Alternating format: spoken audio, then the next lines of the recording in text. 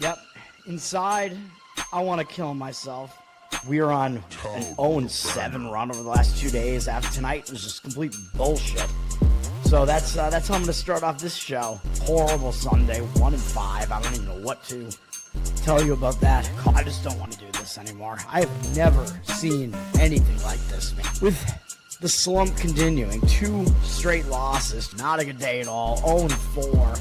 I just have not had a good season, man. What can this slump that I'm on? The slump continues. I've reached a new peak, actually. I'm going to burn my Bruins hat, man. I don't know what is going on with the Bruins. March 8th, is that what it is? I don't even know. It's March 9th, I think. Who even knows, man? I don't know what day it is anymore. I don't even know what day it is anymore, man. Back with you after the worst day that I could possibly have. Back with you, as I always am. Until I die, at least. 0-2 yesterday, and yesterday did not go well for me. 0-5. The worst month that I've ever had in my 18 years doing this. I don't know what to even tell you about this anymore. Broke the slump yesterday as the slump discontinues. The slump continues. Somebody fucking kill me, please. I don't even know what I should do at this point other than potentially end it all. What's up, everybody? It's Toad, back with you for Sunday, July 6th. Is that what day it is? I don't know. I never know. Obviously, you saw that intro. I never know what's going on, what day it is, whatever. This is Better Off Dead. 2-1 on the show yesterday. I do know that. As we started off a little bit rough. It's been rough, guys. Actually, I've been doing pretty well recently. Baseball's starting to heat up again, but the Milwaukee Brewers didn't get there for me yesterday, even though Chad Patrick did outpitch, who the hell was pitching? Oh, Cal Quantrill, right? Was pitching from Miami. Patrick outpitched him. I mean, we had a situation early in the game, I think maybe the second inning, maybe the third inning, where Milwaukee had the bases loaded with 1 out and didn't score any additional runs. So that was very frustrating. And then Milwaukee. Dude, I keep talking about the opposite team that I mean every single time. I can't get it right. Miami loaded the bases late in the game in a 2-2 game at that point and did get a couple of runs home, I believe with 2 outs as well. Very unfortunately, I wound up winning the game, so the bullpens were the issue yesterday for the most part in that game. Did not go our way on that one, or my way at least, so that was a loser. The other 2 were pretty easy wins, though. On the San Francisco Giants, they won 7-2. I gave that one out. I think I completely got that handicap correct. Severino, not good. A's bullpen wasn't very good either. San Francisco's pitching good throughout the game, so that was easy. And then the under in Pittsburgh-Seattle was no sweat either. That was a 1-0 final. I don't even remember which team won the game. Seattle probably. Didn't even matter, though. Burrows got us through 5 scoreless for Pittsburgh. I think Castillo didn't allow anything either, if I'm not mistaken. I think the 1 run came home late in the game. So that was an easy under winner there. So 2-1, winning day, not bad. I'm going to give out 2 baseball plays today. I do have a number of baseball leans as well. I mean, you know me. I talk about every baseball game. It's out there. And we have some interesting starting pitchers pitching today as well. There are a few unexpected pitchers going today. It's going to be interesting to talk about, at least. We'll talk about WNBA first, even though I'm not going to recommend a play on any of these games. Not a whole lot to even say, really, but we do have Seattle against New York. The money looks like it is coming in on Seattle here. Liberty are down from 5.5 to 5 as a home favorite. 60% of tickets on them. 65% of the cash, though, coming in on Seattle. The Liberty, I mean, they've been struggling recently, man. Still think they're one of the top teams in the league, but they have been losing a lot of recent games. They finally did bounce back once they got home. They beat LA, so they are sitting at home now. It's a little bit of a revenge spot for them because they did lose at Seattle during the recent road trip. So I do think they're going to remember that. So to me, I'm not sure that I agree with where the money is coming in on this, even though it seems like the money is basically just saying, well, maybe we don't think the Liberty are as good as their numbers look. But as it is right now, I mean, they've been really looking bad recently. So I think there could be some recency bias involved here, and maybe they should be a little bit more of a favorite than they actually are. They're really good at home. They're 7-1 at home. Jonquel Jones, or however you pronounce her name, continues to be out, though, for the Liberty, which is kind of a key injury there for them. But other than that, they're intact. Seattle is coming off a big game, that game where I gave out Seattle on the show, and they did not cover the -2, but they won by 1. The line was down to 1, and I said you could play money line if you wanted to on that one. They did win. Pretty big game at Atlanta. Yes, the Liberty are also going to be a big game, but they're playing a third straight road game here. 2 big games in a row, so I don't think the spot is as good for Seattle, so I don't really agree with the market move on that one. I'm definitely not recommending a play, though.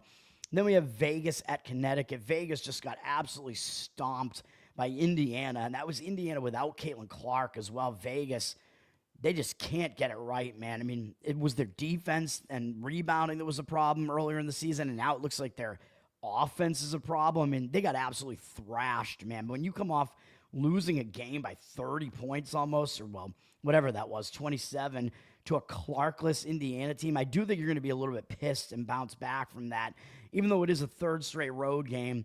But they're playing Connecticut. Connecticut's the worst team in the WNBA, and I think significantly so. But do you want to lay 17.5 points on the road here? Probably not, even though this is definitely a mismatch here. And people are going to look at this and think, how am I laying 17.5 with a team that's below 500?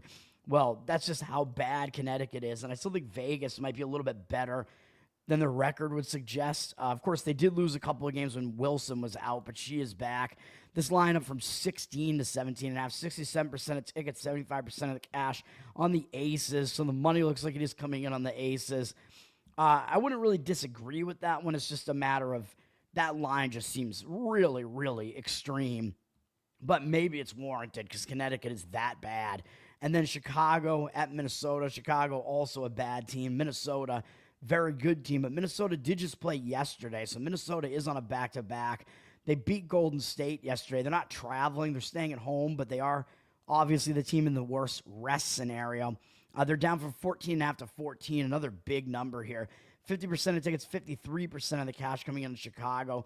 I wouldn't disagree with the Chicago side in that one just because you're kind of fading the lack of rest for Minnesota at the very least. And Minnesota does have Phoenix up next, which is kind of a bigger game because Phoenix has been playing pretty well, so they might not pay as much attention to Chicago. So those are my thoughts on the WNBA. I know nobody cares, but there are some money-making opportunities in the WNBA, man. Christopher, what's up, man? Thanks for the repost. Hinchy, what's up? Thanks for hanging out with people. All right, let's go to baseball. I mean, baseball, I always find baseball interesting, man. I think we do have some interesting things going on here. And I'm going to give out a play on this first game up here on the Atlanta Braves. I like the Braves to avoid the sweep here, man, against Baltimore. I mean, Baltimore, they're still not a good team, dude. I know Atlanta is not playing well. I know they've lost both games in the series so far, but I think that's going to motivate Atlanta a little bit. You don't want to get swept by Baltimore, man. I mean, that is just disgusting. I still think Atlanta, just based on their talent level, they have Profar back now. I mean, Atlanta's not as bad as their record would tell you that they are. After starting the season 0-7, they haven't been that bad, really. Baltimore, maybe not as bad as their record looks either, but they're certainly not good. I still think Baltimore is the worst team in the AL East, even though it's a good division. So I think the Braves, them being a home favorite, is warranted. And I'm recommending splitting this bet half on the run line, -1.5 runs at +140, and half on the -142. If you want to lay the juice, lay the -142 just to get them to win the game outright. I think that's an okay move as well. I just think the line is getting a little bit into the high range. It's mostly in the -150s out there. I just saw one book in Massachusetts that had a line that was a little bit less than that. I think it makes sense to do it. And, of course, if Atlanta wins by 1, you'll win a little bit of money if you do it this way. It's a little bit more of a risk-tolerant way to do it. You could lay a -1 run line as well if you want to, and then it pushes if they win by 1, which is another way to do it and get the price down a little bit on what you're actually paying. -1.5, I know it's a little bit hard for a home team to cover that because they don't get that final at bat in the 9th inning if they're already winning, but I think they might be able to just do it anyway, man. I just think Atlanta is the right side here in this one. Michael, what's up, man? Happy Sunday as well. All right. Let's see. Get into the handicap for this one. The one thing that I do worry about a little bit is that Atlanta did use a decent amount of their bullpen yesterday because they had a bullpen game, which of course was also part of the reason they lost this game. I mean, do you really think they're going to win a game with bullpen game with Bummer being the first guy to take the mound? Probably not, even though Dean Creamer is also not good. Didn't do well yesterday, even though he was in good form, though. Blewett also had an appearance against his former team and didn't do well and gave up a run. But I think we're okay going with Atlanta full game here because both bullpens got really run out yesterday, and the Orioles bullpen is the worst of the two. So I think we're fine going full game on this. And if you're doing a run line play, you kind of have to really go full game on it. Just give your team the most opportunities to score those runs. We're fading Trevor Rogers here. And I know he's been pitching well, 2.05 ERA, 0.86 whip. Yeah, he's been good. He's given up runs on the road. He hasn't given up any runs at home yet, but he has given up some runs on the road at least. But I just don't think he's as good as maybe he looked in his first game. He did really well against the Red Sox, and he did really well in one game against Texas, but their offense isn't that good. But his last start was facing Texas again right away, and Texas did a lot better against him the next time out. He only went 5 1/3 innings the next time instead of 8, gave up 2 runs, walked 3 guys. So in the month of June, he has 6 walks to 13 strikeouts, which doesn't really make me too confident in him. I mean, that is too many walks. And again, I keep pointing out with Rogers, he hasn't pitched for a while, or he hadn't before this year. He'd been out of Major League Baseball for a little while. If you looked at his AAA stats or his minor league stats this year, his numbers weren't very good. His ERA was like in the 5s. So Rogers, I mean, when he's at his peak, he does have good stuff, but I'm just not really sure that he is. And I mean, overall, his career numbers aren't even that good. 1.38 whip on his career is quite high, 4.25 ERA. So I'm expecting some regression out of Rogers. Not expecting him to do that well against the Braves. And by the way, the Braves have seen him before because he was with Miami. Actually, my mistake. He did pitch last year. I thought he missed last year, but he did pitch last year. He was in the Braves division all this time. So the Braves are one of the more familiar teams with Rogers. I think that will help the Braves offense because they know how to hit him. They saw him last year. They have a lot of at-bats against him, 101 at-bats, 26-9 strikeout walk ratio against him, 277 average, 792 OPS. So the Braves do have decent batting numbers against Trevor Rogers here. Especially Acuna, 6 for 14 with 3 doubles, a home run, 4 walks. So if you want some player props there, I recommend hits plus runs plus RBIs. Acuna does really well against Rogers. I think Rogers is the worst of these two pitchers here, man. This is an early game, by the way. This is starting in about an hour. He's going up against Grant Holmes, who has been decent for the Braves here. 3.47 ERA, 1.24 whip is a little bit higher than I'd like to see, but he has been good at home. 2.75 home ERA, and he's pitching well recently, man. He had 10 strikeouts in his last outing against Anaheim. His strikeout rate has been pretty high over the last several starts, really, even though his walk rate has been too high. Holmes, he's a hard thrower. He definitely walks too many guys, and yeah, I know the Braves haven't been that good behind him recently. I mean, they have, what is that? They've lost 5 of his last 6 starts. I understand all that. A lot of that, it wasn't really his fault, though. I mean, he didn't allow more than 3 earned runs in any of those starts, so the bullpen didn't help him out in some of those games. The offense wasn't behind him in some of those games. He had double-digit strikeouts in 2 of the last 4, so he is pitching fairly well, even though, again, I do worry that he's walking multiple guys in every single start. But overall, he's limiting the damage, limiting the runs, had a 3.51 ERA in June, even though 39-15 strikeout walk ratio, that is really, really way too many walks, but it's a lot of strikeouts, too. He's getting a lot of strikeouts, man.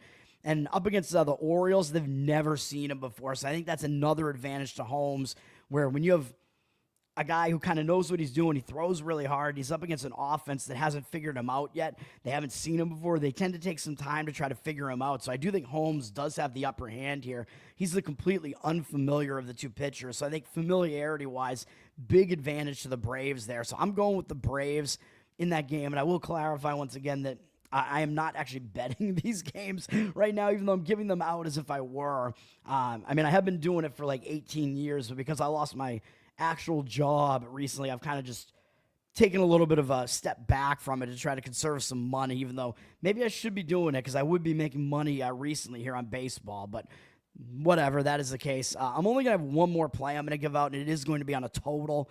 later down the line here. We do have the Red Sox against Washington. Red Sox, they are on the verge of a sweep here, and I know, just like I said with the Braves there, I mean, a lot of times teams will be a little bit extra motivated to try to avoid the sweep. I don't think the Red Sox really have a look-ahead spot here because I think they're playing Colorado next when they come back home. So I don't really think it's a look-ahead, but the Red Sox have looked very good in the series, scoring double-digit runs in both games. The Red Sox offense has all of a sudden exploded over the last 5 games or so after everybody was making fun of the Devers trade. Oh, the Red Sox can't hit anymore. Now all of a sudden they're just blowing up. Their offense is blowing up recently, which is good for me as a Red Sox fan. This is going to be interesting, man. If they score double-digit runs, win 2 games, and then they lose the game that Crochet is pitching, that would be a very Red Sox thing to do, wouldn't it? But yeah, the Red Sox, they've dominated the series so far. Walker Buehler actually gave them a decent start yesterday, which I did not expect. Bullpen usage pretty similar on both sides there. Washington does have the worst of the 2 bullpens. Washington, terrible bullpen. Have to keep that in mind. Garrett Crochet, obviously he's one of the best pitchers in baseball, so you pretty much know what you're going to get out of him, more or less. 2.34 ERA in the season, 1.04 whip. Actually better on the road, too. 2.01 road ERA. 55-8 strikeout walk ratio in 6 starts in June. Red Sox won 5 of those starts after the Red Sox weren't giving him enough run support earlier on. They backed him quite well over the last several starts. Had a 2.9 ERA over the course of that month. He's just been excellent. Even though he did allow 5 runs in a couple of those starts, he still went deep into both of those starts and racked up 9 strikeouts in each of those starts with only 1 walk. So it wasn't even bad in those starts, 1 walk apiece, I should say. So he's still pitching well overall. The Nationals only have 9 at-bats against him, although they are 3 for 9 off him. He has given up a 333 average and 1,010 OPS to them. So not the greatest numbers for Crochet against Washington, although I'm not ready to say that, because of a small sample size there, that means Crochet is going to do bad in this game. I don't really think so. But Washington, we got a real wild card here as they are starting Shinosuke Ogasawara. Is that how you pronounce it? Ogasawara, yeah. I'm like, wait a minute, there are some extra syllables in there. He's making his major league debut. He's 27. I think he probably was pitching professionally in Japan for a bit, and he is an interesting pitcher. He doesn't throw that hard. His fastball's low 90s for the most part, but he has basically a 7-pitch arsenal, and he has a weird arm motion, and he's a command pitcher. So he tries to locate his spots and fool batters just by throwing so much weird off-speed stuff at them. I know he has a really weird sweeper, I guess, with a lot of movement on it. So, of course, the Red Sox have never seen this guy before, so that might give the Red Sox a little bit of a problem early on in this game, trying to figure out this guy is, when you're trying to figure out a guy who's a lefty, has a weird arm motion, he's throwing very odd breaking stuff at you, you might take a little while to try to figure this guy out. So that might be a little bit of an issue. And for Ogasawara, I did look at his minor league numbers, and they're okay. I think his ERA is in the 4s, which isn't that great, but his whip, I think, is 1.2. It seems like he is walking a few too many guys in the minors, but other than that, I mean, I think he might be able to fool hitters early on, man, just because they don't know who he is. So I'm kind of leaning to a first 5-inning under in this game. I don't really want to risk it, though, with Crochet, having the bad matchup numbers there, even though it's a small sample size, with Ogasawara not being very predictable at all. Total is down from 8.5 to 8, a slight tick downward, although we see 65% of tickets, 89% of the cash on the over the 8.5 for the full game. But that's, of course, taking into account how bad Washington's bullpen is. I could see both offenses struggling in this game early in the game, though, so maybe a lean to the first 5 under, but I really don't want to touch this game otherwise. Red Sox are too heavy a favorite here on the road, down from minus 260, minus 255, 75% of tickets, 84% of the cash on them. I mean, yeah, Crochet is obviously the pitcher that's more predictable, so you can pretty much almost bank on him at least getting you a decent start there. But again, do you want to lay a price like that on the road with the Red Sox maybe taking their foot off the gas a little bit after they've dominated the series? I don't really want to do it. So I'll be staying off of that game for sure. The Angels, yeah, is that your team, Andrew? I mean, the Angels are terrible, dude. Like, they're bad. I keep pointing out that their record is way better than they actually are. Like, they've won so many close games. Their run differential is terrible. They're like minus 40-something runs on the season. I mean, they're going to be a below 500 team probably for the rest of the season. They're bad, dude. They are bad. They have one of the worst bullpens. Their starting pitching isn't even good either. Their offense isn't even that good. Yeah, they're not good. They're just a bad team, and their record makes them look better than they actually are. Cincinnati at Philadelphia. This is going to be an interesting pitching matchup as well. These teams have split the first 2 games of the series. Philadelphia taking yesterday's game 5-1. Philadelphia got a good start out of Ronyer Suarez again yesterday. Philadelphia used more of their bullpen, though, so I don't love the bullpen situation for Philly, as their bullpen isn't really that great. Neither of these bullpens are that great, but Philadelphia did use some of their better relievers yesterday. They're going to be going up against Chase Burns, who, man, I made a mistake trying to back that under in that game that he pitched against the Red Sox. He is really difficult to figure out right now, man. Burns is a very talented young pitcher. He has really high-velocity stuff. He's a power pitcher. He's really good, although he doesn't have that many pitches in his arsenal. He's young. I don't know what we're going to get out of him this time, man, because he had 8 strikeouts in 5 innings in his debut against the Yankees, which is pretty good. But then he turned around and only got 1 out against the Red Sox, didn't strike out anybody, got absolutely slammed by the Red Sox on the road. So I am worried, man, because he is facing another really good offense here in Philadelphia, or a really good offense. The Red Sox are an okay offense, better at home. Philadelphia has a powerful offense, man. So even though I tend to lean towards the young pitcher that the offense is totally unfamiliar with, because obviously Philadelphia has never seen Burns before, I tend to lean towards the pitcher in a case like that.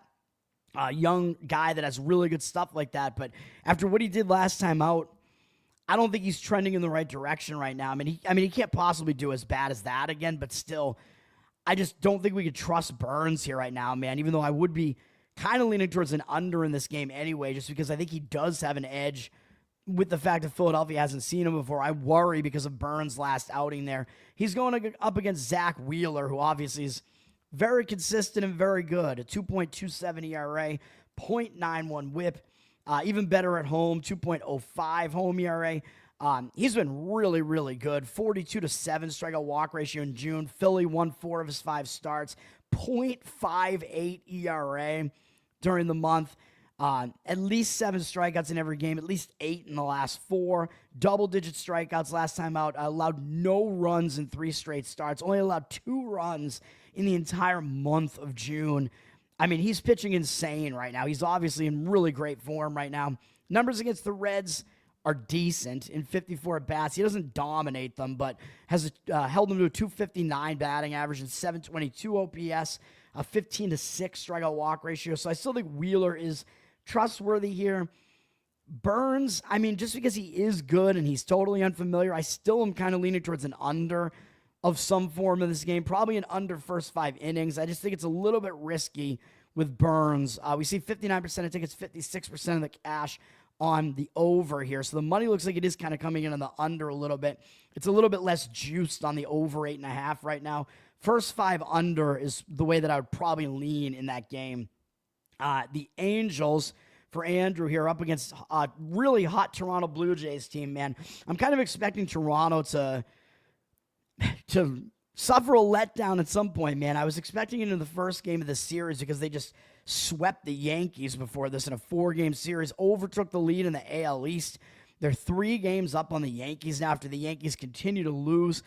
Maybe the letdown comes here, man, in the last game of the series, or Toronto is on the verge of a sweep here. Anaheim's not really a team that's going to draw your focus that much, but I don't think Toronto's really going to be looking ahead to the White Sox coming up next, so I don't know what we really want to do about that. I don't think it's really a look-ahead spot.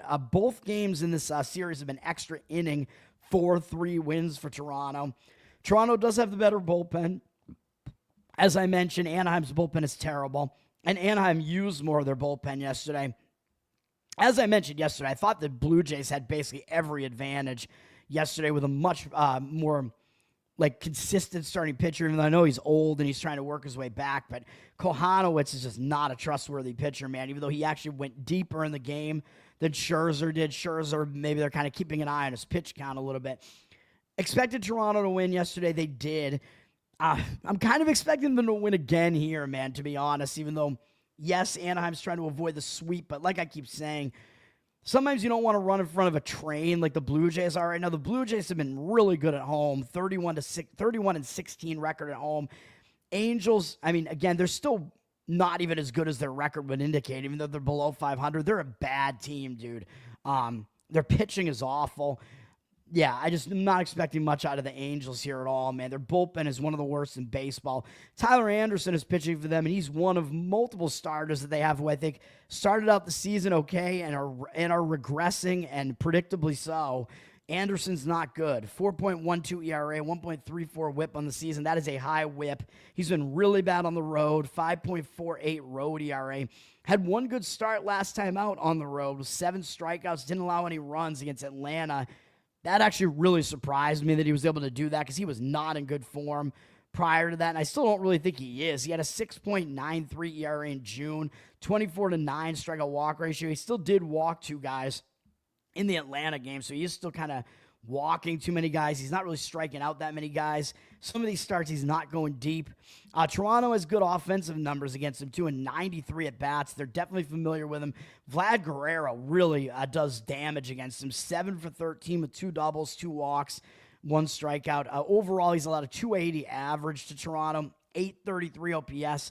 And again, Toronto's starting to hit a lot better right now as well, which is kind of expected because they do have some talented hitters on that team.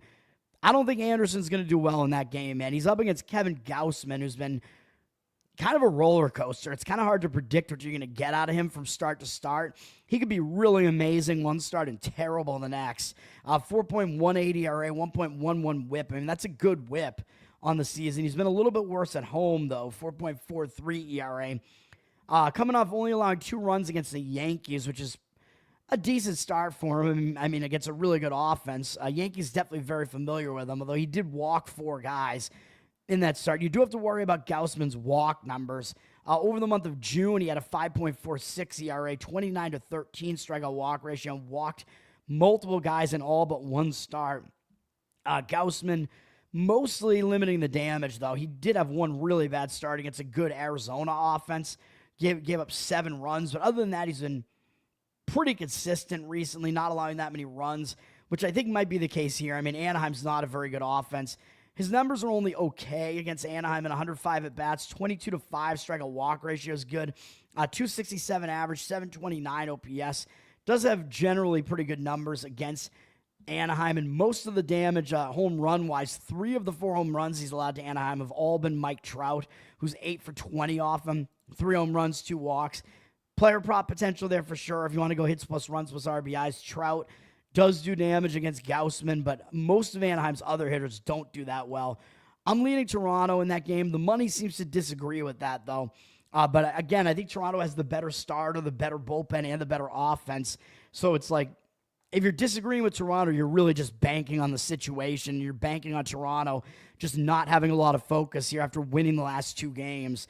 70% of tickets, only 64% of the cash on Toronto. They are down from minus 185 to minus 180. I don't necessarily agree with the market read on that one, though.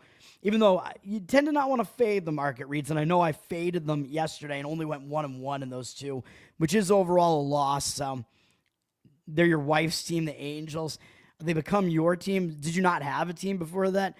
I mean, my wife is not going to make me not be a Red Sox fan. I mean, and that's just the way that it is. If I get married, even if especially if she's a Yankee fan, if she's a fan of some other team, I'll probably root for both teams, sort of, but I'm not going to stop being a Red Sox fan, man. I'm from Boston. I mean, that's just the way that it is. It runs in your blood, even though I stopped being a Patriot fan because fuck them, fuck Belichick, fuck Brady. But, yeah, I mean,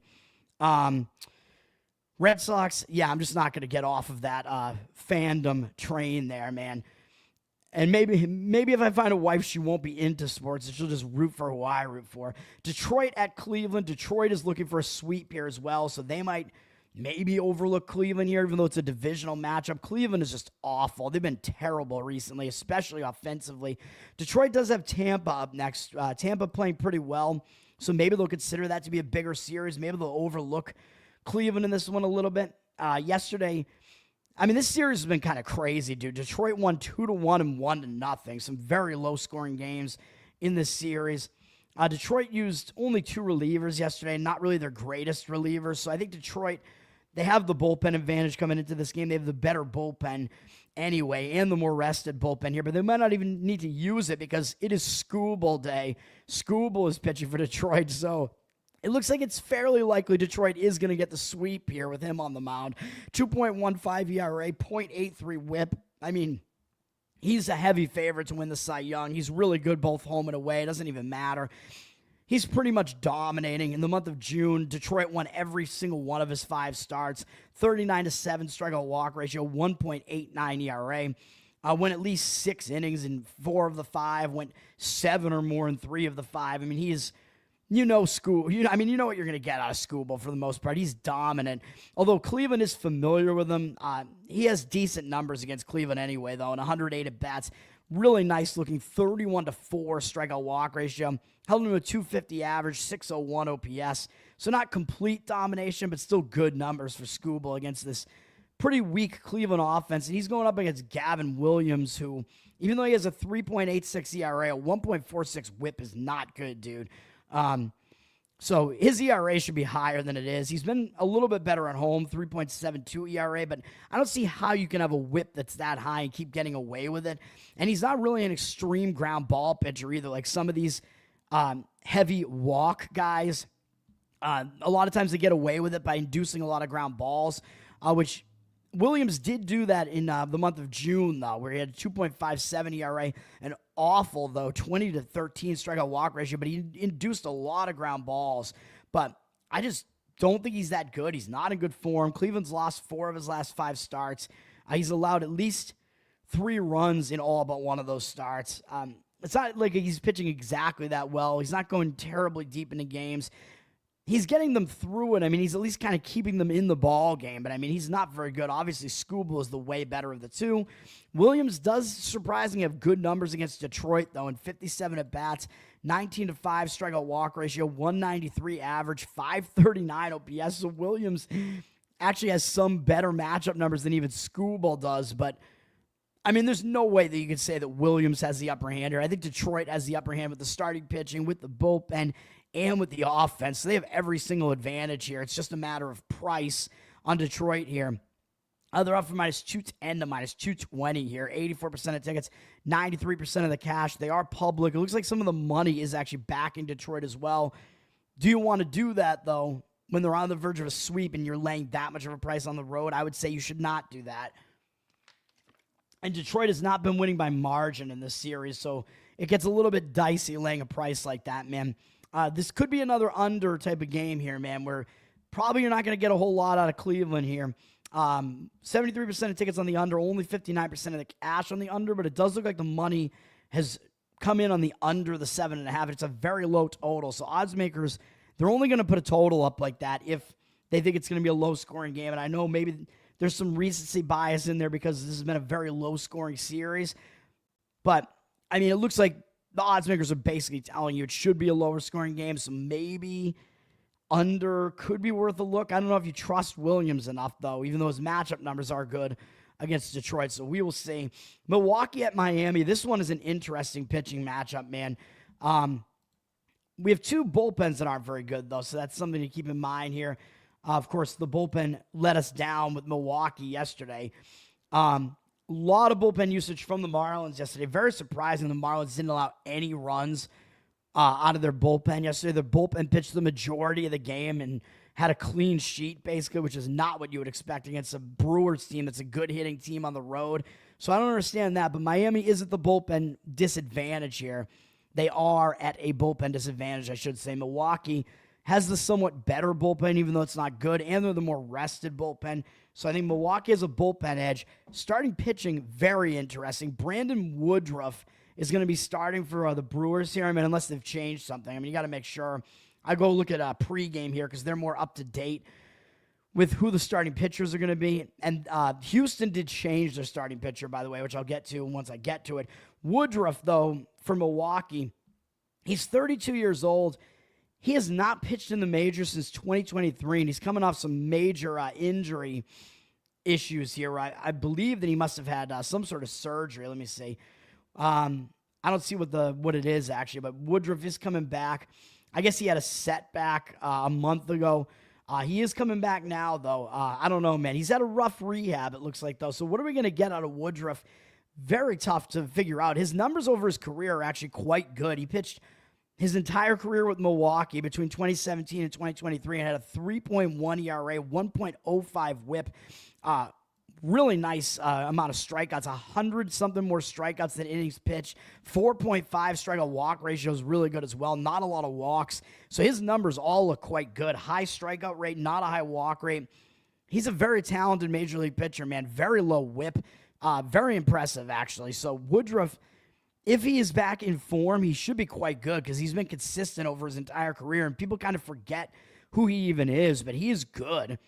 So if he's able to come back from injury, and that is the big question mark here, he should be good. But again, that is the question. How is he going to be in his first game back? And I know, again, handicappers have differing opinions on this. But I think if you have a guy, even if he's a veteran, if he's had like an injury that he hasn't really had yet throughout his career and it sidelined him for over an entire season, I don't think that's good. Like, if you have a guy who's just injured, for a couple months or something, and he's a veteran, he's used to coming back from that. But Woodruff is not used to being away from baseball for like an entire year, man, an entire season. So it does remain to be seen what we're going to get out of him. I didn't look at his minor league stats in his rehab starts because I decided I wasn't going to play this game. So that is something you should look at and see how he was in the minors if you do want to try to play this game. He might do okay, but he also might be on a pitch count, remember? So he's coming back from a long injury. They might not want to try to injure him again. They might try to limit his pitches quite a bit. In a small sample size, he has been good in his career against Miami. 18 at-bats, 6.1 strikeout walk ratio, 0.56 average. They only have one hit, which is a triple from Derek Hale, and a very low 272 OPS. So Woodruff, very good over his career, very good against Miami as well.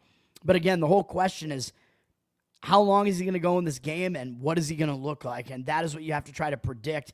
He's going up against Edward Cabrera, who has been sneakily quite good for a while now for the Marlins. 3.41 ERA, 1.28 whip is still a little bit high, but he has been good overall. He's been good both home and away, a little bit better at home. Pitching well. Recently had a nice 7-inning, 2-hit shutout against Minnesota with 6 strikeouts. One of his best starts of the season last time out. So I think he is in good form. His biggest issue is his walks. He throws really hard. He gets a lot of strikeouts, but he walks too many guys, and he wasn't going that deep into some of these games. In the month of June, 2.89 ERA was quite good, but a 21-10 strikeout walk ratio was a high strikeout rate and a very high walk rate. So again, he's got to keep those walks down. He's not a very hittable pitcher, though. He throws hard. He's tough to hit. So overall, I do like Cabrera, and I think he still has a really high ceiling with how good his stuff is. His numbers against the Brewers are good as well. In 24 at-bats, 6-1 strikeout walk ratio, 167 average, allowed him 408 OPS. So it all depends on what you think you're going to get out of Woodruff here, man. I think the under first 5 innings is probably the way to look in this game. The total's down from 8, juice to the over to 8. 58% of tickets, 62% of cash on the over. But if you think Woodruff is going to get you maybe at least 4 or so innings into this game, you don't have to worry about the bullpens that much. And if he's back in form and pitching the way that he has been able to throughout his career, him versus Cabrera, it does seem like an under type of game, at least early in the game, and don't worry about the bullpen. I mean, the bullpens are definitely a concern if you want to try to go under. So I would limit it to first 5 innings, and that might be the best way to look at that game. Yankees-Mets Subway Series here. Mets have taken the first 2 games after the Mets were playing real bad. They've won 4 games in a row now. Senga looks like he's coming back as well, so maybe the Mets are going to be in a better mental state because of that, because he's been such a good pitcher for them. Being without Senga definitely has hurt them a little bit, and with him on the horizon coming back, Mets might be thinking, yeah, we can definitely do something this year. Problem is, the Yankees are probably going to be very focused here, trying to avoid the sweep, and the Yankees have their ace on the mound here, Max Fried. 2.13 ERA, 0.94 whip on the season. Obviously, he's been really good. A little bit worse on the road, 2.37 ERA, but still really good. Been slightly worse recently, but still quite good. 34 to 5 strikeout walk ratio in June, 1.91 ERA, and then his most recent start was actually maybe his worst of the season. He gave up 4 runs at Toronto. And I mentioned his numbers against Toronto actually weren't particularly good, so I did mention he might not do that well against Toronto. He only had 2 strikeouts in that game and 2 walks. So even though he limited the damage, they lost the game, and that was his worst start of the season. But Fried has been pitching so well. I think that's kind of more of a blip for him. I expect him to probably bounce back here. The only issue is because Fried was on Atlanta for so long, the Mets are very familiar with him because he was in their division for so long. But he has been pretty good against the Mets, even though they have a ton of at-bats against him, 201 at-bats. He's held them to a 229 average over that entire span and 625 OPS. 61 to 21 strikeout walk ratio is not that great of a ratio. That is too many walks.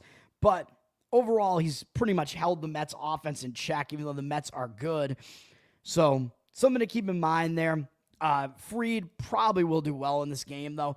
And he's going up against a bullpen game for the Mets, which I don't think is going to be great, as the Mets have kind of used a decent amount of their bullpen here. And Wnba is listed as their starter. And he actually was in the game yesterday, and they're listing him as a starter today.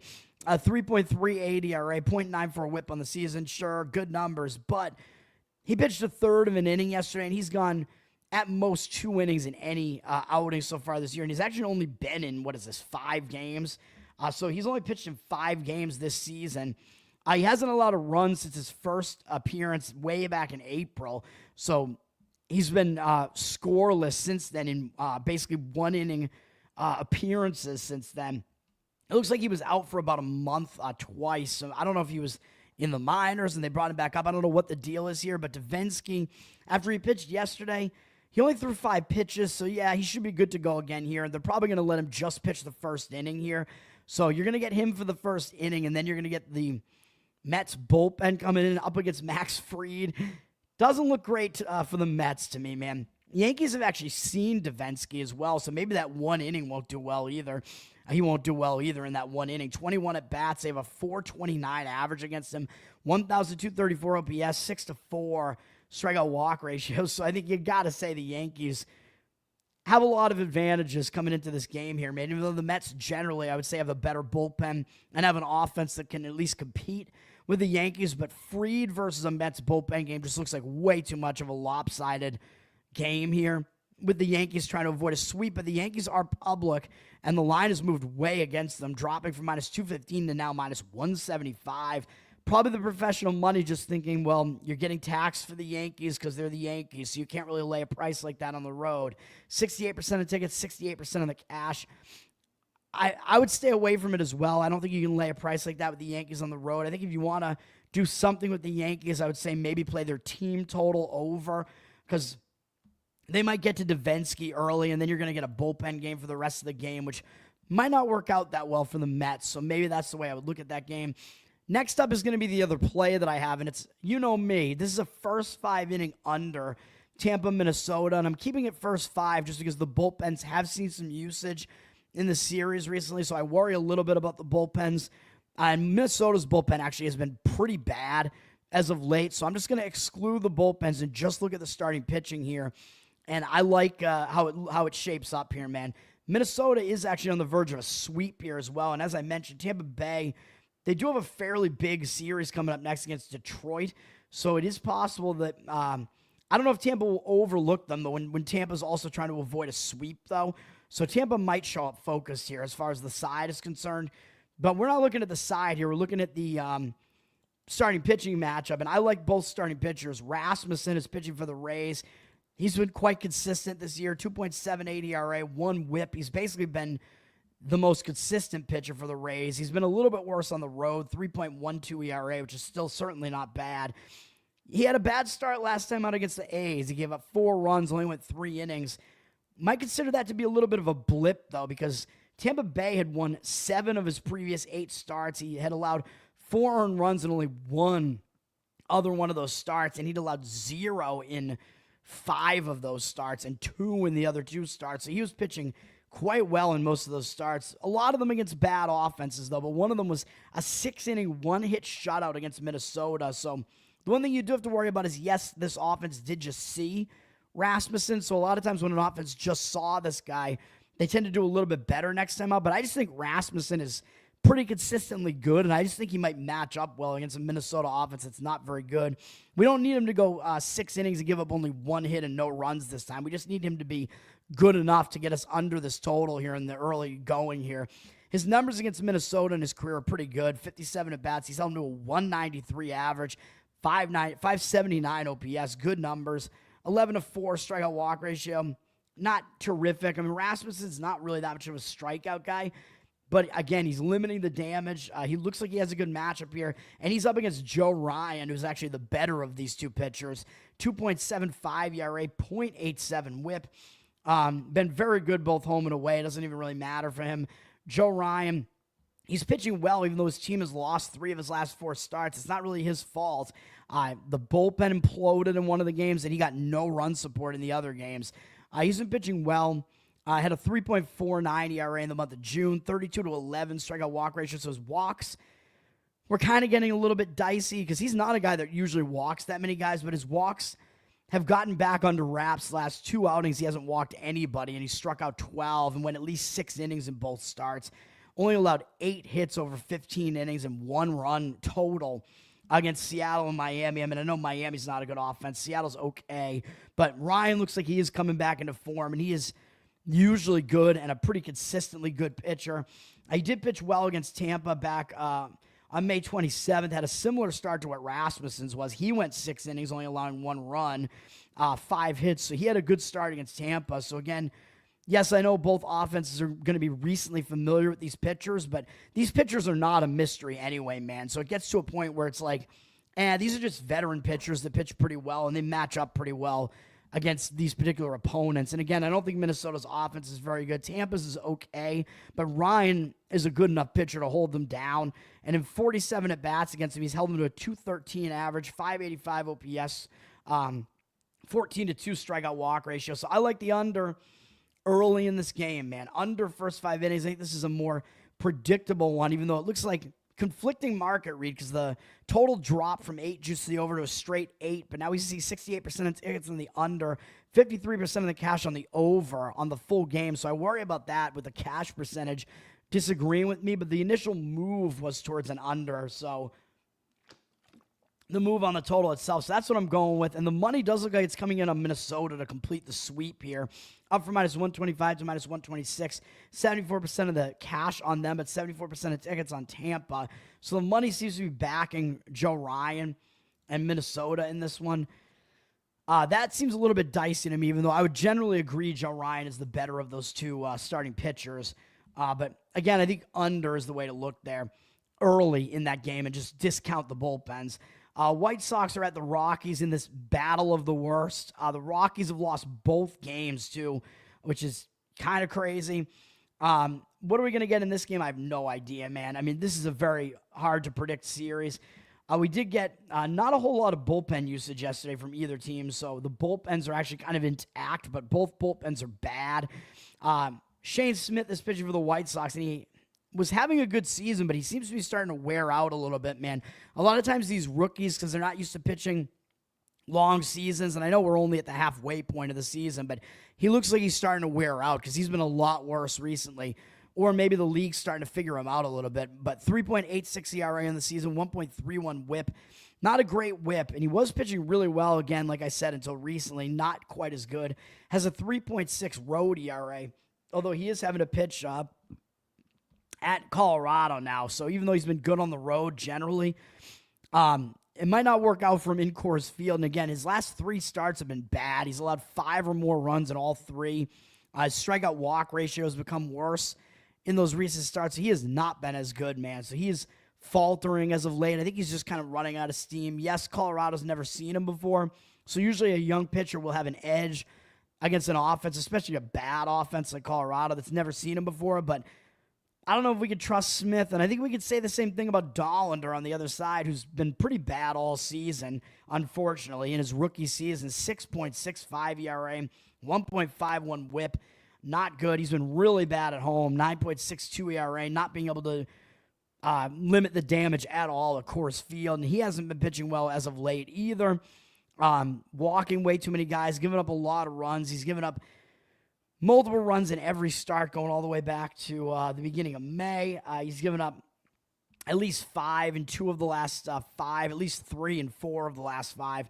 Not pitching particularly well at all. And again, the White Sox, they're a bad offense who hasn't seen Dollander either. So it is possibly unfamiliarity with these pitchers can kind of help the pitchers a little bit, but I wouldn't really want to bank on that. The money is coming in on Colorado as Smith has really started faltering here. White Sox down from -110 to -106 again. I mentioned how bad Colorado is. They're like almost a home underdog here against the second worst team in baseball, basically. 53% of the tickets are on the White Sox. 64% of the cash coming in on Colorado, though. So the money is coming in on Colorado. And I don't really know if the White Sox are going to have like a...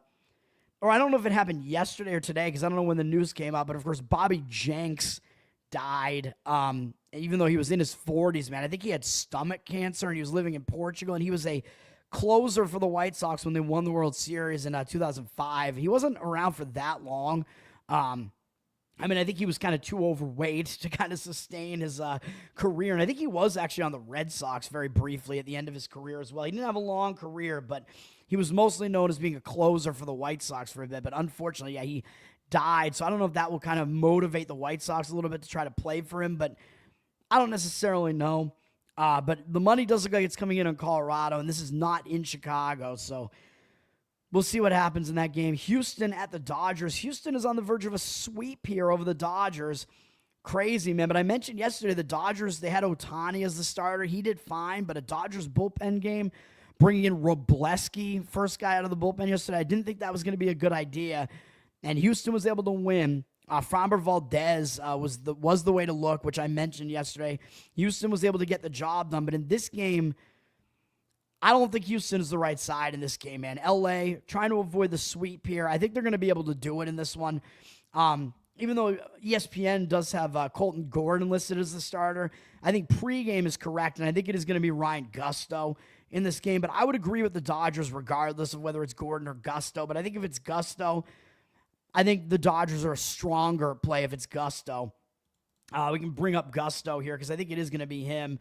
Or Gusto. I don't know how you pronounce his name. But I go for the Gusto, though. But Gusto, I mean, yeah, he's a guy who's very unfamiliar to opposing offenses because he hasn't been in the league for very long, but he hasn't been very effective recently. 4.9 ERA, 1.49 whip. I mean, you cannot put 1.5 guys on base in inning, man. Better ERA on the road, 3.86, but he's been bad recently, giving up at least 4 earned runs in 2 straight outings. That's not good. He's just not been very good overall. In the month of June, 5 appearances, 5.33 ERA, even though he had a good 29-4 strikeout walk ratio. So I look at that and think, oh, he was actually pitching pretty well, but he was getting hit pretty hard. He allowed 4 home runs. He allowed more than 1 hit per inning. So strikeout walk ratio can tell you he has good command, but then it looks like he's just putting way too many pitches over the plate, or his pitches are just too hittable, man. So I don't like Gusto, even though the Dodgers haven't seen him before. I think that he is the significantly worse of the 2 pitchers. He's going up against Emmett Sheehan, who I think is actually a legitimately good pitcher. When he has pitched this year, very limited playing time so far, 2.25 ERA, 0.75 whip. He had his rookie season last year with the Dodgers. 4.92 ERA wasn't very good, but a 1.19 whip was certainly not bad. He just walked too many guys last year. His strikeout rate was pretty good. Again, he was a bit wild. I'll give him a little bit of a pass because it was a rookie year for him. He's been doing pretty well in the minors, and he throws hard, man. I know he doesn't have that many pitches in his arsenal, but he throws like he's mostly fastball changeup, but his fastball is like high 90s. Can probably reach 100 on the gun at some points. He is a hard-throwing pitcher, man. His one start, he only has 1 start so far, and it was recently. It was mid-June against San Diego. He went 4 innings, allowed 1 run, 6 strikeouts, no walks, 3 hits. That was a pretty good start for Sheehan, man, and they were limiting his pitches. 65 pitches, actually pretty efficient over 4 innings as well. So I don't know how limited he's going to be in this game, but he's facing a not very good offense necessarily in Houston. Even though Houston, I know, has put up a lot of runs in this series. But I think Houston is a step down, actually, from San Diego's offense. Sheehan against Houston, they've actually seen him before, but they're only 1 for 8 off him. They have a 125 average. Obviously, you can do the math. Dubon does have a home run off him. 722 OPS overall. But I like Sheehan. I think he is by far the more talented pitcher over Gusto. So I think LA is the way to look in this game. They're up from minus 180 to minus 195. Money is agreeing with me on this. 63% of tickets, 83% of the cash. This is close to a play for me because I was trying to think of, well, I kind of want to back Sheehan in this game. I don't know how you want to do it, though, because the Dodgers bullpen is probably going to get into this game somewhere around the middle of the game, and I don't know how trustworthy the Dodgers bullpen is. Houston does have the better bullpen, although I think they might have used some of their higher leverage relief pitchers yesterday. I'd have to go back and look, although Houston probably does get the nod bullpen-wise. But Houston's bullpen might be in this game earlier than LA's because Gusto is not very good. So I'm thinking LA, I mean, maybe just play them run line full game might be the right way to look at this. You could maybe also play either LA over their team total or Houston under their team total. But some way of backing Sheehan, I think, does kind of make sense in this game because I think he does have good stuff and he may do well in this game. JC, what's up, man? Yeah, thanks for hanging out, everybody. Yeah, so Sheehan, I told you there are a lot of like young, talented pitchers, man, which I like talking about, man. I'm like John Gruden here. So that's the way that I look at that game. Kansas City at Arizona. Arizona was able to break their loss streak with an easy 7-1 win yesterday. Ryan Nelson pitched well yet again yesterday. And I mentioned I actually liked Arizona in the game yesterday, and they were able to get the win.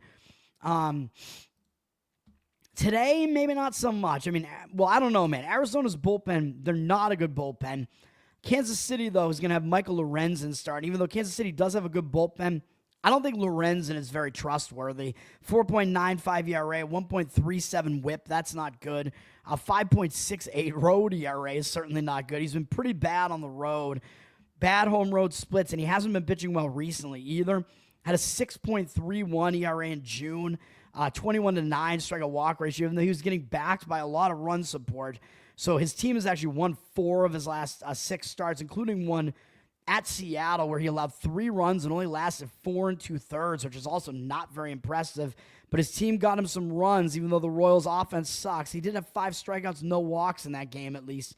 So, at the very least, you can say Lorenzen, he hasn't walked anybody over his last 2 starts, but he's allowed 14 hits in whatever that is, 10 whatever innings. That's not good. 10 1/3 innings, I think is what that is, if I can do the math right. 3 home runs in that span, 7 runs in that span. None of that is good. 7 earned runs, I should say. So Lorenzen, don't really want to back him. He's not in good form, but he does surprisingly have good numbers against the D-backs, even though Lorenzen's bad on the road. He's been bad recently. This is a hitter-friendly park, so it's like something's got to give here, man. And I think I probably would lean towards him being in bad form, more so than him having good numbers against Arizona, but it is in 53 at-bats, 189 average, 566 OPS, so he does have good numbers against a pretty good offense for the D-backs. It looks like Corbin Carroll, I guess, has come back from his injury. He's a talented rookie for Arizona. It's going to be good for them to have him back in the lineup because he was hurt for a bit. Lorenzen has a 17-7 strikeout walk ratio against Arizona, which that number is not very good. That is not a good ratio. But he is going up against Anthony DeSclafani for Arizona here. I mean, I like these guys with Italian names, but I don't know that he's going to do that well. He's 35 years old. He's got a 4.82 ERA this year, 1.18 whip this year. Been a little bit better at home, 4.15 ERA at home. His whip is pretty good, but he's basically a relief pitcher, man. He's only made 4 appearances all season, even though his team has won the last 3 appearances of his. I don't know if we could trust him, man, although he's gone 5 shutout innings across his last 2 outings, which is a decent sign, I guess. He's pitching okay, but again, he's kind of an older dude. What are we going to get out of this guy? His career numbers are okay, 4.21 ERA, 1.27 whip is a little bit high. He has been a starter throughout a lot of his career, so he's not really just a converted reliever. He's been mostly a starter throughout his career, even though he hasn't made a start yet for Arizona. He's new to Arizona this year, and before this year, he hadn't pitched since 2023 in the majors, so I don't know if he was dealing with injuries or what. But yeah, he's been out of baseball for a bit, so that's a little bit concerning as well, and he almost missed all of 2022 as well So I don't think he's going to pitch deep into this game, man, even though he has been a starter throughout his career. I think you're probably going to get 2-3 innings out of DeSclafani, and you're probably going to get Arizona's bullpen coming in, and that is not what you want. You do not want Arizona's bullpen, man. They are a bad bullpen. So I think over might make sense in this game. We're looking at 76% of tickets and cash on the over, sitting at 9.5. So odds makers are kind of telling you with that 9.5 number, they expect it to kind of be higher scoring. This is an afternoon game in Arizona, so it's going to be hotter out. It's a pretty hitter-friendly park. Based on all that, yeah, I think an over might be the way to look in this game. Money is also coming in Arizona, maybe surprisingly, up from -125 to -148. 51% of tickets, 79% of the cash coming in Arizona. I mean, Arizona, obviously, their big advantage is that they have a way better offense than Kansas City does. But even that being said, I mean, do you really want to deal with an Arizona bullpen game and put money on them? I would say no. Yeah, Lorenzen does suck. Zach, hopefully for your sake, the Royals help you out there. But I don't know, man. I don't know about that one. Pittsburgh at Seattle. I went under in this game yesterday, and this looks like a very under type of matchup, man, between Skeens and Kirby. You got two quite good pitchers here in this one, so this looks like it will be a pitching duel. But the odds makers are basically like, yeah, go ahead and do that, as they put up a 7 juice to the under as the opening number, and now it's all the way down to 6.5 juice to the under. And you know me, I don't think you can play a full game under 6.5, man. I just don't think you can do it. 7 is a very key number in baseball because it breaks the 3-3 tie. So I would just avoid that, even if you do think it's going to be a nice pitching duel. If you go under first 5 innings, you're still going to be looking at going like under 3 probably in the first 5 innings, which is very dicey as well. And when I show you the pitching matchup stats, you'll see why. Even though I like both pitchers and they should probably do well here, their matchup numbers against these opposing lineups are actually not good. We have 62% of tickets, 67% of the cash on the under in this one. So the money is also coming in on the under. Yesterday, of course, was a very under game. That was the game, I think, to play the under in the series. I went with it. I gave it out as a play. Mariners used some of their best relievers yesterday. Their bullpen's fairly good in general, even though they did use 2 of their best relievers yesterday. Pittsburgh's bullpen only gave up 1 run yesterday, which was the only run in the game. Pittsburgh's bullpen not very good, but they were good enough to get us to the under yesterday, of course. But I don't think we can trust Pittsburgh's bullpen. And Paul Skeens, man, I mean, he's still got to get used to pitching long major league seasons, man. As we saw him wear out a little bit last year in his rookie season, even though, of course, he's a very good pitcher. But he's starting to go a little bit less deep into games recently here as well. I think the All-Star break is going to help Skeens, man. But overall, obviously, he's been really good. 2.03 ERA, 0.92 whip. Even better on the road, 1.79 ERA. And, of course, we have a very pitcher-friendly park in Seattle here. But over his last 4 starts, he's only gone beyond 5 innings once, which is a little bit of a concern. Did shut out St. Louis last time out for 5 innings. 5 strikeouts, 1 walk. So he is still pitching well, obviously. I mean, Skeens, you're not going to get a whole lot of not pitching well from Skeens. But again, I think he is maybe kind of wearing out a little bit, and his pitch count hasn't been as high over some of those recent starts. And against the Mariners, he actually doesn't have great numbers in his career. 21 at-bats, it's a limited sample, but 286 average, 876 OPS, not that great. 8-3 strikeout walk ratio. It's difficult to decide what you want to do with Skeens here, man. So we got to figure that out. Atlanta and Baltimore, man. I got to finish this video here so I can give out my Atlanta play on the show on Instagram, man. Should I do it right now? Well, let me do it right now, actually, while I'm live here. I'm gonna post it to Instagram right now. How about that? Should I do it? Sometimes I have to do multiple takes, but let's just do it here. What do I even want to say while I give it out on Instagram here? Let's see. I'm gonna make it quick here. I'm going to go Atlanta Braves here today. Split bet, half on the run line, half on the money line here. I just think Grant Holmes has a big upper edge in this pitching matchup, or upper hand in this pitching matchup over Ty Rogers, who I still don't trust Rogers. I mean, he wasn't doing that well in the minors. Grant Holmes has never been seen before by the Orioles, and Rogers was pitching in the NL East for basically his entire career. So the Braves are very familiar with him. So I think Holmes does have the upper hand. I think the Braves are going to be a little bit extra motivated because they're trying to avoid the sweep here. So I think it's Braves, man. Both bullpens got really burned out yesterday, and the Orioles bullpen is worse. So I think we can go full game on this. I think the Braves probably also have the better hitting, especially with Profar back. I assume he's back. He did come back from the PEDs. So, and hopefully he's still on them for our sake here. Braves are going to be the play in this early game. It's starting in 10 minutes, though. All right. I don't know how good that video was. One take, baby. Single take. I'm going to upload that to Instagram right now, baby. Follow Better Off Dead on Instagram, man. We're going to go with that one. Let's do it here. I'm going to post this and let me see. No, I don't want to create a sticker, man. Just post this thing. All right, let me see. I'm not even going to put a description on it yet. I'm just going to post it. There it is. All right. Let's keep going with this. Got to give the fans what they want in a timely fashion, man. With 10 minutes to go before the game starts. All right. Yeah, so Pittsburgh, Seattle. I was in the middle of this talking about this game here. George Kirby is pitching for Seattle here, and he's starting to pitch well again. I know his 4.85 ERA doesn't look good. 1.17 whip obviously is pretty good. He's been basically the same home and road, but he is definitely starting to pitch way better again. I mean, Kirby, he was trying to come back from injury. He had a delayed start to the season, and he's been really good recently. Seattle's won 4 of his last 6 starts. He had a 33-6 strikeout walk ratio over that span in the month of June, 3.18 ERA. He only allowed more than 2 earned runs once in any of those starts, so he is definitely in good form again, pitching well. He's up against a bad Pirates offense. However, in 40 at-bats, the Pirates actually have good numbers against him. 3 different batters have home runs against him. He's allowed a 325 average, 1,022 OPS, 6-3 strikeout walk ratio. So both pitchers actually have bad matchup numbers against these lineups, man, which is kind of crazy.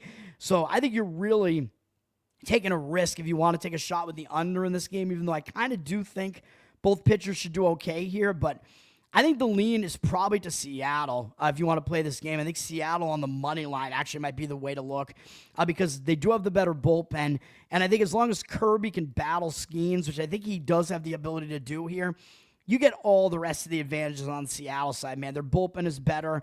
Their hitting is better. So I think that's the way to lean. Seattle's flipped from plus 109 to minus 117. Odds makers brought out Skeens as a favorite. So again, it's like you're always paying a tax with Skeens, man. And I think Kirby with his 4 whatever ERA is actually being underpriced in the market. And Pittsburgh is public because the public, they see Skeens and they want to jump on it, man. 71% of tickets, only 59% of the cash, though. So I think if you take Seattle, you're actually taking an anti-public home favorite that's actually the better team and at a pretty reasonable price. So I'm almost talking myself into a play on Seattle. I'm not going to quite do it, but I lean to Seattle in that one. St. Louis at the Cubs. Guess what, man? St. Louis, 2 things happened yesterday. St. Louis finally scored some runs, although I guess they'd scored runs in the previous game too. But St. Louis finally won a game, and Drew Pomeranz finally gave up runs. He hadn't given up any runs this season, although I know it was only like 21-something innings or whatever, 23 innings. But still, very impressive that Pomeranz hadn't given up any runs, but you knew that had to regress a little bit. Pomeranz got the opener yesterday, and he did not do well. So, yeah, I mean, that was kind of expected.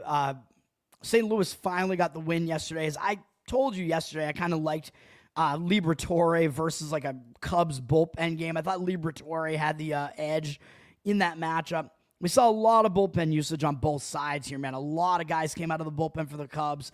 All of the Cardinals' best relievers came out of the bullpen yesterday. So that's worrisome for both teams today, really, man. So do you back the Cubs here, even though their bullpen's very overworked? I don't know. Eric Fetty is pitching here. Not good numbers on the season at all for the Cardinals. 4.56 ERA, 1.42 whip. He has a road ERA, though, at 3.86. He's been bad recently. He's given up 7 earned runs in 2 straight starts. 1 against this very Cubs team. He does not have good numbers against the Cubs. And then against Pittsburgh, I mean, that is just egregious if you give up that many runs against Pittsburgh. He didn't even strike anybody out in that game. It was on the road where he's been better on the road, so he is in terrible form right now. And he gave up 4 home runs in those 2 games, too. So, doesn't look good for Eric Fedde, and Chicago just saw him, and they have good numbers against him anyway. In 96 at-bats, he has a pretty good 20-4 strikeout walk ratio, but they have 5 home runs off him, 5 different hitters, 312 batting average, 871 OPS, so I don't think Fedde is going to do well in this game, man. And he's up against Matthew Boyd, who I think is the much more preferable of the 2 starters. And I actually gave out a play last time out. Boyd pitched against St. Louis. I gave out the Cubs in that game, and I think it might have been Boyd against Fedde, wasn't it? Let me see. I think it was the same pitching matchup, right? It was, and it was Fedde at home where he's worse, too, and Fedde got rocked. So that was an easy win that I gave out on the show, man, in that play. I liked Boyd. Boyd has been pitching quite well. 2.65 ERA, 1.08 whip. He's been good on the season. He's been really good recently, too. 1.78 ERA in June, 18-6 strikeout walk ratio, and then he came through with a 7-inning 2-run performance against Cleveland. I know Cleveland is a bad offense, but 5-1 strikeout walk ratio. Boyd just continuing to be in good form, pitching really well.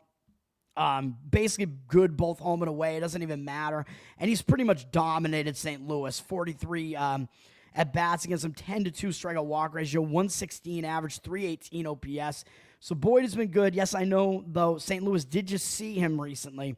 So I like Boyd in this matchup, though. So I lean to the Cubs in this game still. I mean, I just think Boyd definitely has the upper hand over Fedde, just like he did last time. They're down from -200 to -195.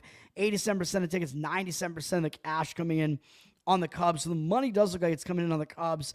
You could play a run line on the Cubs. Might be the way to look in this game, maybe, because I think you have the upper hand there with that pitching matchup. So maybe that's the way to go in this game. I'm staying away from it, but that might be the way to go, even though they are public. I think the money is joining the public on that one. And it's a low total, flipping from 7.5 juice to the over to 7.5 juice to the under. 61% of the tickets on the over, 54% of the cash on the under. So the money is coming in on the under. And with the odds makers putting up a low total like this at Wrigley Field, they're basically telling you the wind is blowing in off Lake Michigan. So that's why the total is like that. But I would be very hesitant to do that because I think both bullpens are in bad shape. I think Fedde is probably going to get lit up again here, so I don't think the under makes a whole lot of sense in that game, even though I think Boyd might be a good way to go here. And that's going to be an ESPN game. We have an ESPN doubleheader, actually. We have that game and then the ESPN Sunday night game after that, which is usually you just get the ESPN Sunday night game, but they're giving you a doubleheader this time. The night game is Texas-San Diego. Teams have split these 2 games so far in the series, with Texas winning yesterday. Let's see, the bullpen usage yesterday. Texas used a lot of their relief pitchers yesterday, man. So Texas, their bullpen is in a little bit worse shape. Both teams generally have good bullpens this year, but San Diego's might be in a little bit better shape coming into this game. Problem for San Diego is we don't know who their starting pitcher is going to be. It's undecided. And the lines drop from -127 to -117, so you're getting maybe a call-up, maybe a bullpen game from San Diego, which probably doesn't look good going up against Jack Leiter, who is actually starting to pitch pretty well for Texas here. 4.29 ERA, 1.3 whip. I know those numbers don't look good. He's been a little bit worse on the road, 4.55 ERA. But this is a pitcher-friendly park, and even though Texas has lost 5 straight starts of his, they've lost 7 of his last 8. I mean, this Texas offense has not helped him out, really. Their offense is terrible. Yeah, he had a little bit of a hiccup. He had a few bad starts in there in the month of June, 5.47 ERA in June, 22-9 strikeout walk ratio. But his last outing, 6 innings, 1 run allowed, 7 strikeouts, no walks against Seattle. So that's maybe an indicator that he is returning to form here. I mean, it could just be one good start, though, against... I mean, it was against a mediocre offense, though, so I don't know. So it's impressive nonetheless. He had a good start there, so maybe Leiter is returning to form a little bit here. Only Sheets has ever faced him before, so San Diego's very unfamiliar with him. He's 1 for 2 with a single and a strikeout, but San Diego effectively has never even faced Leiter before, so Leiter might have a little bit of an extra edge there with the fact that San Diego's bats have never seen him before. And getting Texas at a bit of an underdog price with at least a guy who you kind of know what you're going to get out of him, maybe is the way to look. But if you do that, I would probably limit it to first 5 innings because I think once it shifts to the bullpens, Texas's bullpen is overworked right now. So I'd probably lean Texas maybe in the first 5 innings, but we don't even know who's starting for San Diego. And then to finish it off, the Battle of the Bay, San Francisco and the A's. I gave out San Francisco to bounce back yesterday, and it happened after the A's blew them out in Game 1. San Francisco got the easy win yesterday, which I thought was a play that had to be made yesterday. I would lean towards this zigzagging back to the A's here, though, because Hayden Birdsong is going to be pitching for San Francisco. And even though I know San Francisco does have the better bullpen, though, so you might want to limit this to first 5 innings because the A's bullpen really is something you don't want to have your money on more often than not. So maybe limit this to first 5 innings on the A's here because I think the starting pitching matchup very much favors the A's. Hayden Birdsong is pitching for the Giants, 4.3 ERA, 1.4 whip. That's not very good. And he's been in bad form recently, going fewer than 4 1/3 innings or fewer in his last 3 starts. San Francisco's lost his last 4 starts. He's allowed at least 3 runs in all 4 of them. Not pitching well at all. Walking too many guys as well. I mean, these numbers are just bad overall. A couple of those starts against bad offenses, a couple of them against better offenses. He's been good against the A's in a very limited 11 at-bat sample size, 4 strikeouts, 1 walk, 0.91 average, 245 OPS. But I still think Birdsong, he's just struggling so much recently, and this ballpark is a very tough ballpark to pitch in as well, which he's used to a pitcher-friendly ballpark in San Francisco, and having to go pitch at the Sacramento Stadium, probably not a good thing for Birdsong. His home road splits are pretty insignificant, but he's just in bad form right now. I much prefer Jacob Lopez, who I think has the way higher ceiling. I mean, I'm becoming a Lopez believer. 3.88 ERA, 1.34 whip isn't good. He's had some weird starts where he's just put too many guys on base and whatever, but he's actually been really good in this ballpark somehow. 2.74 ERA. He doesn't allow that many home runs. So that kind of helps as well. Even though he's a fly ball pitcher, I guess he induces like a lot of pop-ups because somehow the fly balls for him are not sailing out of this ballpark, even though it is a home run friendly ballpark. 2.74 ERA at home in this park. He's been good. He's a lefty, which can kind of fool hitters that haven't seen him before. The A's have won 5 straight starts behind Lopez after they lost his first 6. He's really started becoming quite good, man. 2.64 ERA, 39-9 strikeout walk ratio in 6 starts in June. He had 1 bad start last time out at Tampa, which is kind of similar to this park in that it's a very hitter-friendly park as well. He had a bad start in that one. Only went 3 1/3, gave up 3 earned runs, only 1 strikeout. Maybe that's a little bit of a blip, though, because he was so good in most of the starts prior to that, giving up 0 runs in 3 of the 4 starts prior to that and 1 run in one of the others. Against some bad offenses and some somewhat better offenses. I think Lopez might actually be trustworthy, and he actually has pretty good strikeout stuff. So he's able to strike out guys at the major league level here. He's facing a weak San Francisco offense here, and they only have 4 at-bats against him. Only 3 of their hitters have ever seen him before. Adames does have a home run off him, and that's the only hit that they have off him. 1 strikeout, no walks, 250 average, 1,250 OPS. So I think Lopez is the way to look, and I would limit it again to first 5 innings here because I don't think you want anything to do with this awful A's bullpen. The number's down from -119 to -113. You do get a cheap price on the A's here because the A's aren't good. 51% of tickets, 64% of the cash coming in on the A's. I think you do get the better starting pitcher and the better offense here with the A's. So first 5 innings, the money looks like it's coming in on the A's as far as the cash percentage. That's the way I would lean, would be to the A's in that one. I like a lot of these leans today, man, but I'm limiting my plays to just the Braves, which is about to start right now, half on the run line, half on the money line there, and then under in the first 5 innings in Rays and Twins are the only games I'm actually recommending plays on. That's going to do it. Learn to Toad on Twitter. Thanks, everybody, for hanging out. Happy Sunday, everybody. And, yeah, I mean, you can check out my other stuff. Better Off Dead is on all the audio platforms, on Instagram as well. If you listen to the audio, it helps me out because I actually have it monetized. So please do that. Please review, give me ratings. Obviously, subscribe, watch on YouTube as well. Interact, comment, help me out. And we can get YouTube monetized as well, maybe if we keep this thing going. Hopefully, the picks continue to be good as well. And I also have Covered in Uke, which is my Uke channel that's out there. That's on YouTube. Everything I'm putting up on Twitter for my Uke covers, I'm starting to just double post them, and I'm posting them all to YouTube, and I am going to be running a Patreon pretty soon where I think I'm going to give you extra Uke content at different Patreon levels. I'm going to give you a Spotify feed with the audio of all the Uke stuff I'm putting out, And I'm probably going to slow drip stuff that I've already posted because I have so much stuff I've already posted on Twitter that I never posted on YouTube. So I might just post those to YouTube and slow drip them out on YouTube as well. That's a plan as well. I got to get it going, though, man. And maybe, hopefully, we can make some money out of this Patreon thing, man. Hopefully, people want that. And then at a higher level, I might let people request. I know I've been doing requests for free, but I might stop doing that and just prioritize requests from Patreon people, and hopefully their requests are things that I can actually do, because there are certain songs I won't really be able to do, but I will at least try, and maybe I'll give you like a different one from the same artist or something. Jacob, what's up, man? That's right, the Reds, man. I gave out the Reds as a play 2 days ago, I think, right? And that was a winner. What's up, man? Thanks for hanging out. You're getting right under the gun, man, because I'm about to get out of here. The games are starting right now. Gave out a play on the Braves here. Hopefully people saw my Instagram post, because I only gave it out with 10 minutes warning. That's going to do it. Peace out, everybody. Happy Sunday, everyone.